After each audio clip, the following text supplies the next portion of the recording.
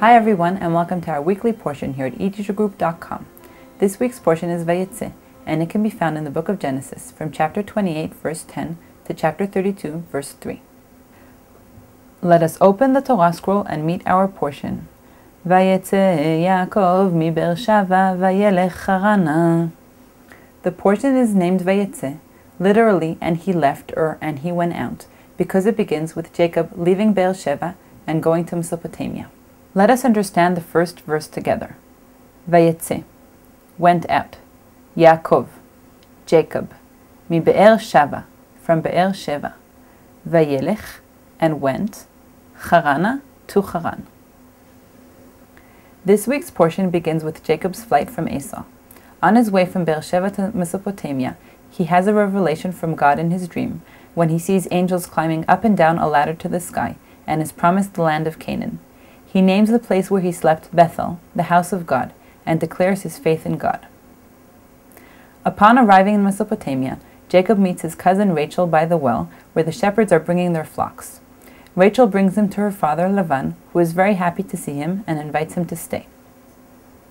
Jacob falls in love with Rachel and promises to work for Lavan for 7 years in order to be able to marry her. However, after all this time, Lavan gives him his older daughter Leah instead of Rachel, because it is improper for the younger daughter to marry first. Jacob then agrees to work for an additional 7 years and marries Rachel immediately.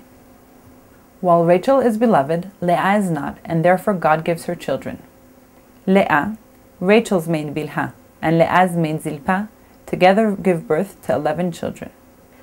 These children are Reuben, Simeon, Levi, Judah, Issachar, Zebulun, Gad, Asher, Dan, Naphtali, and a daughter, Dinah. Only then does Rachel give birth to Joseph. After the birth of Joseph, Jacob decides it is time to return to Canaan. Lavan, who is not the most honest of men, agrees with him on a reward for all his work, all the cattle which are speckled and spotted.